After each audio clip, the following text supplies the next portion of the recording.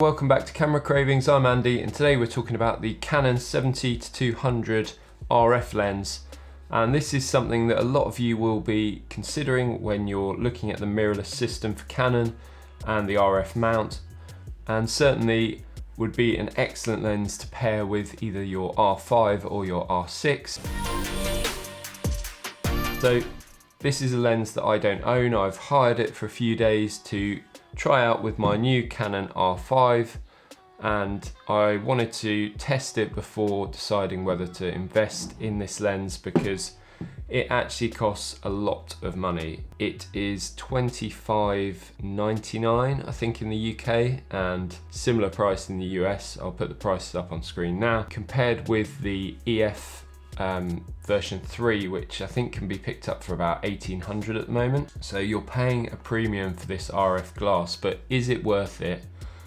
And is it a good enough lens to add to your collection? Those are the questions I'm going to try and answer today for you.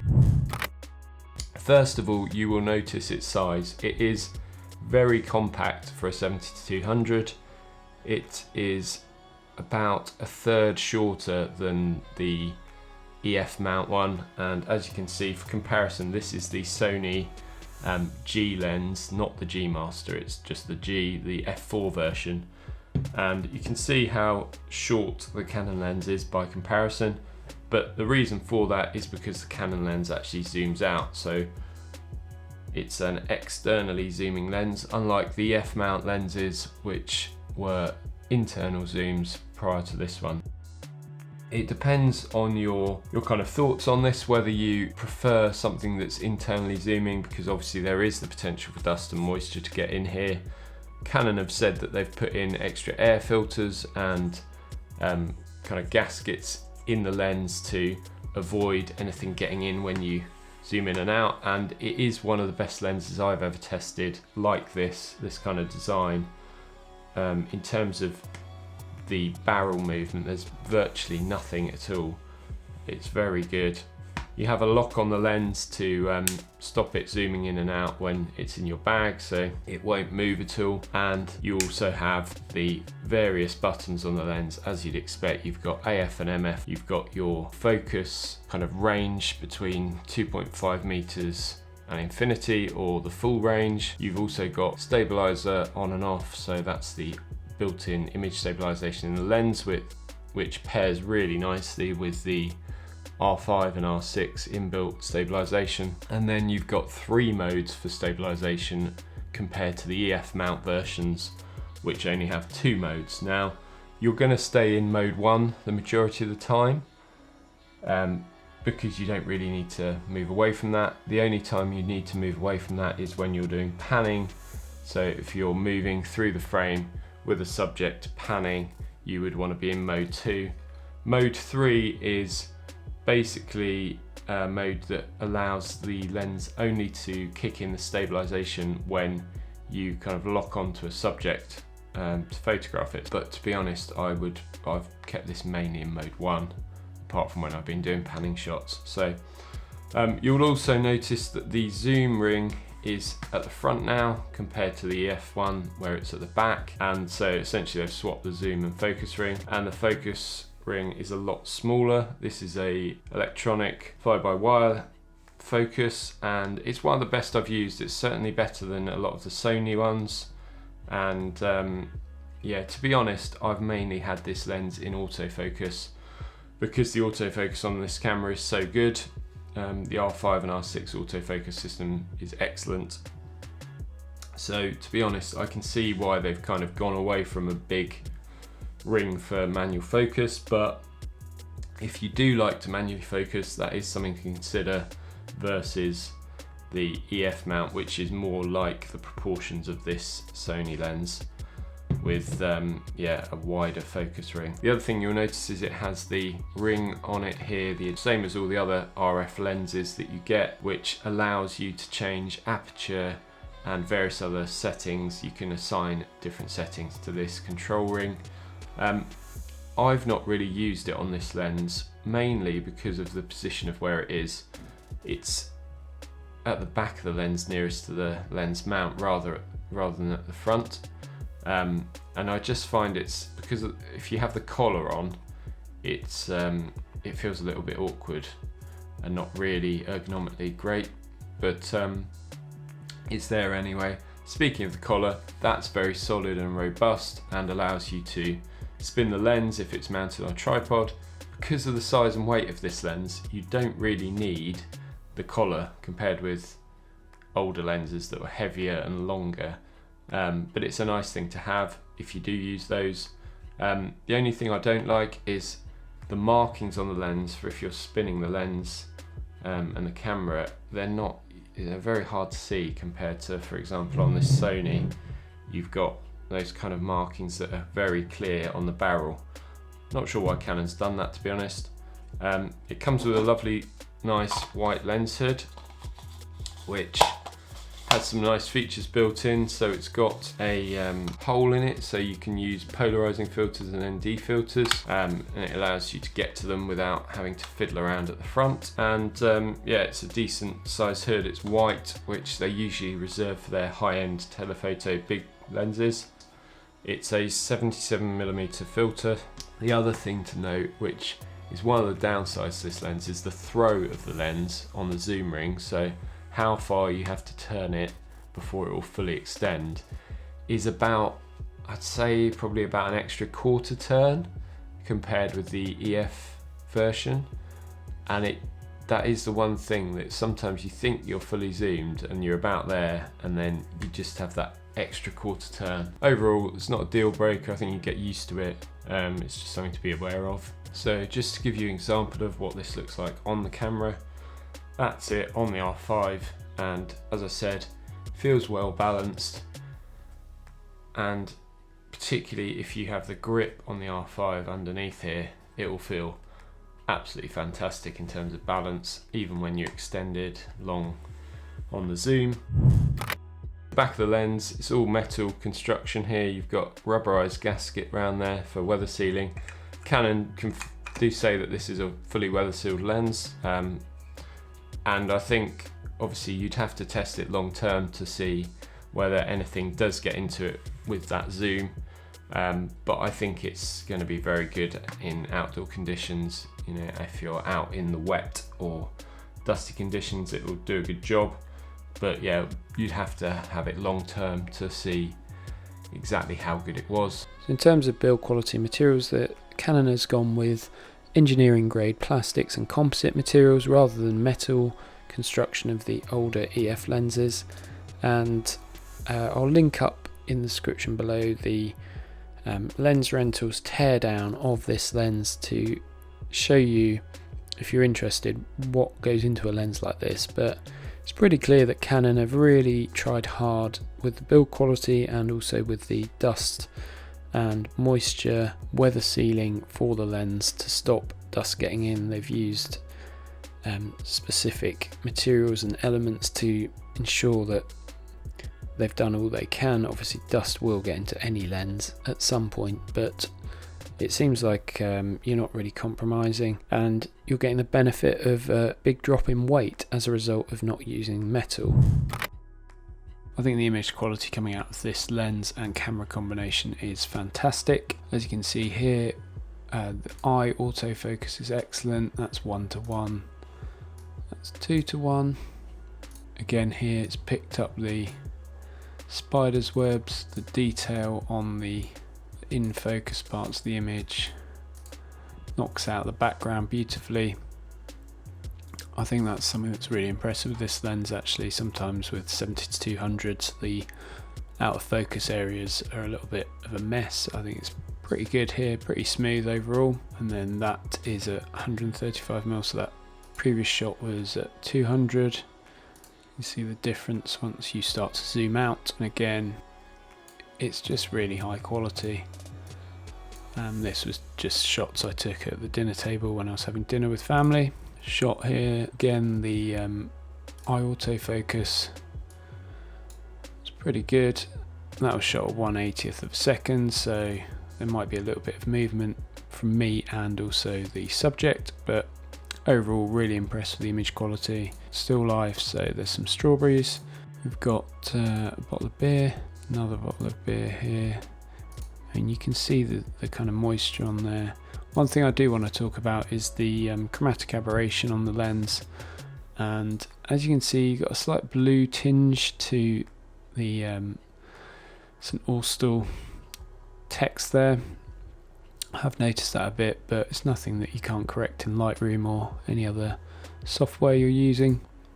I mean, I'm really pixel peeping now, so this is nitpicking really.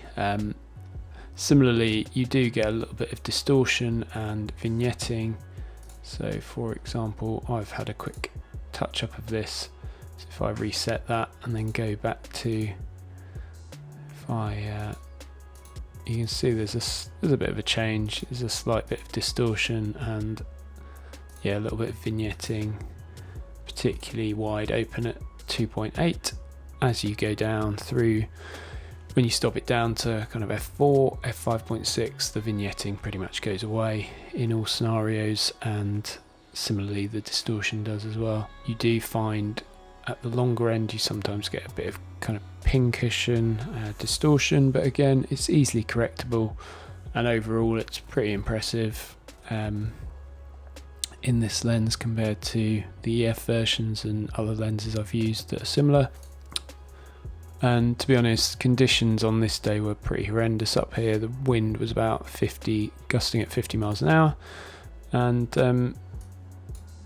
yeah, it's still done a pretty good job overall.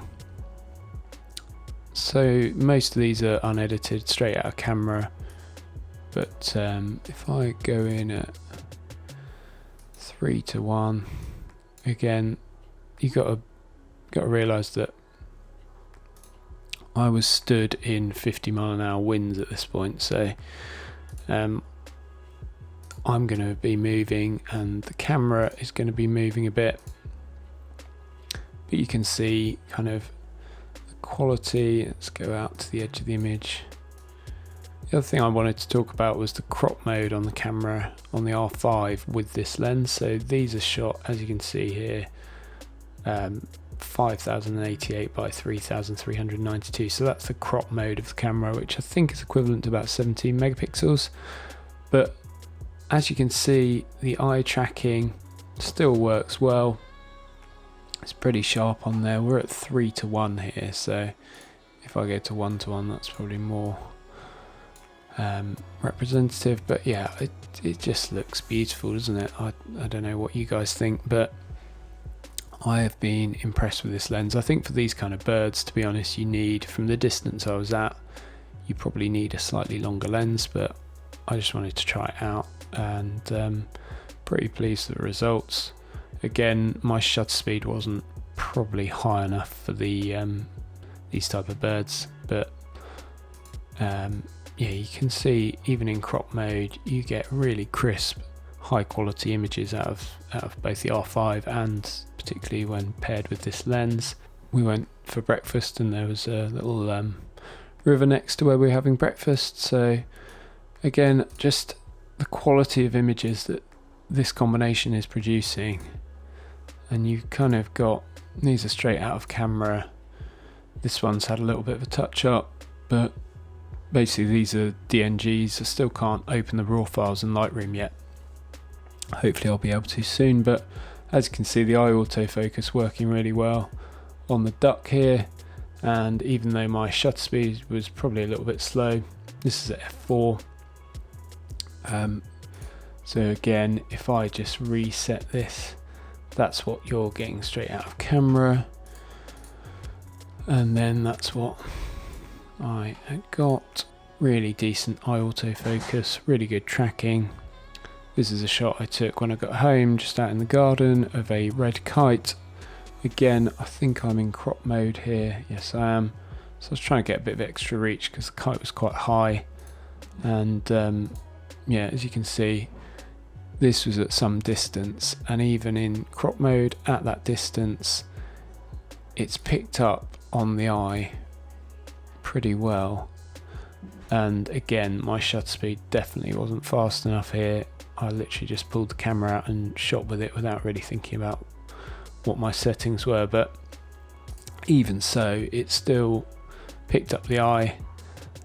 Pigeons out in the garden, I'll show you some tracking that I recorded on the Atmos with these pigeons. But what impressed me was that with this lens, the eye autofocus worked even when the eye is kind of not directly towards you. So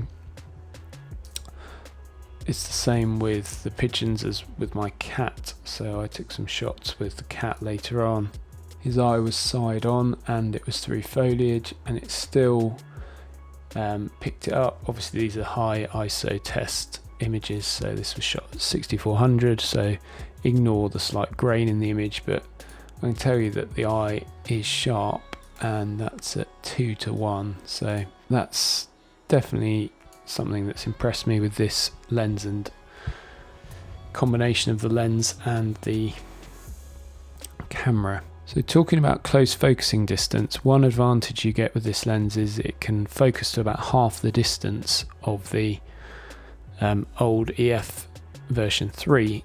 The benefits that gives you is that you can get almost slightly macro looking shots. It's not true macro, but things like this, I mean, it is really good quality, and you do get a little bit of focus breathing, but overall it's impressive, and I do think you're getting what you pay for essentially. So I want to talk about stabilisation next, and again this was shot in the evening, kind of dusk time, and this is my cat Wolfie, and as you can see here I'm at 1/20th of a second at 200mm hand holding this with the image stabilisation on both the lens and also the camera. And if I go in at 2:1, that is pretty sharp to my eye. The eye autofocus has picked him up pretty well there, and the fall off is just really nice. And I wasn't trying particularly hard to handhold this, you know, very steadily. It was just literally just trying to get a few shots of him while he was outside. There's another shot here where he turned his head and I'm at 1/10 of a second, and it's certainly not as sharp, you can tell that, but I think that was more because he was moving his head rather than the kind of camera shake. Again here 1/50th of a second, this is at 200mm, and yeah, I mean the bottom line is this is very good when it's paired with the R5 or R6 image stabilization system. Talking about the eye autofocus on the animals, this is from quite a reasonable distance and it's in very low light. As you can see, I'm shooting 12,800. I did do that on purpose because I wanted to test the high ISO, but it's pretty good. It's not quite perfect on his eye, it's more sort of around the front of his eye, just in front of his eye on the nose there, but again, pretty impressed with the combination of the lens. So one thing that I've been asked a lot is about the autofocus on this camera, and I wanted to talk about it briefly in terms of this lens in particular. So I set this up in case 3.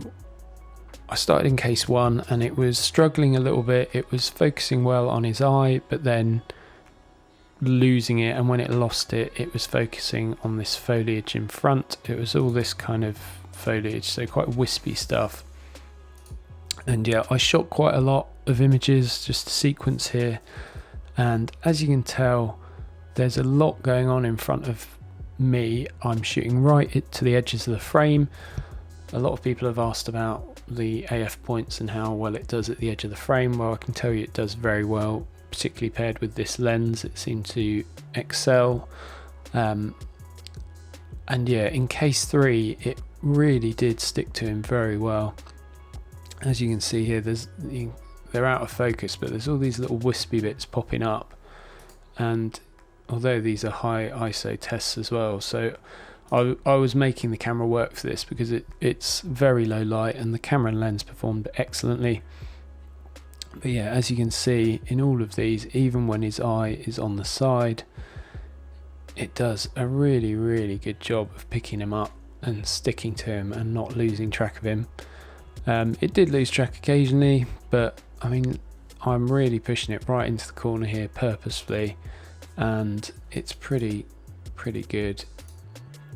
So really impressed with how well the autofocus works paired with this lens. It's lightning fast, as I'll show you now with the footage I shot through the Atmos. As you can see here, the little toy truck here, I was focusing single point AF and going between them.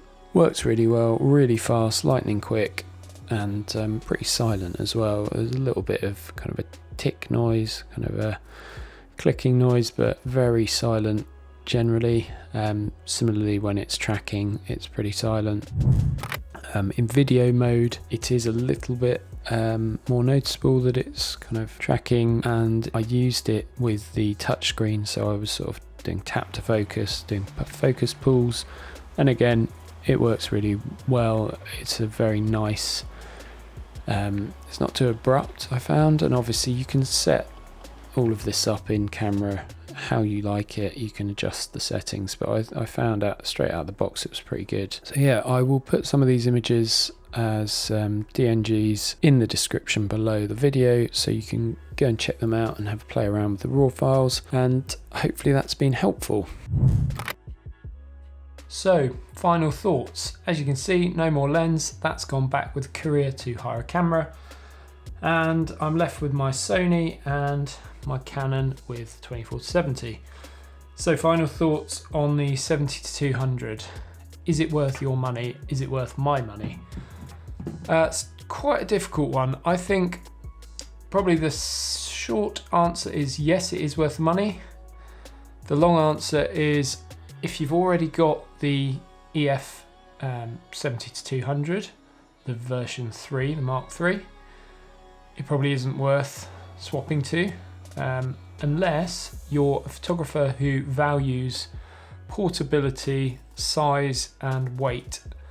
So for example, if you're doing a lot of event photography, weddings, long days where you're carrying around the lens either in a bag or on the camera or both, then you might want to consider trying to get the best money you can for your current EF lens and buying the RF version, because optically it's as good, if not slightly better, and then you've got the benefit that it brings in terms of portability. The fact that it will fit in some of my camera bags that other 70-200s just won't fit in unless you lay them down, and it takes up loads of room. So yeah, I think optically it's a fantastic lens. Is the extending barrel a deal breaker? No, it isn't. You get used to it. It's just a different design and a different way of shooting, with the zoom being at the far end rather than, as is the case on this lens, it's here. The same as the EF lenses.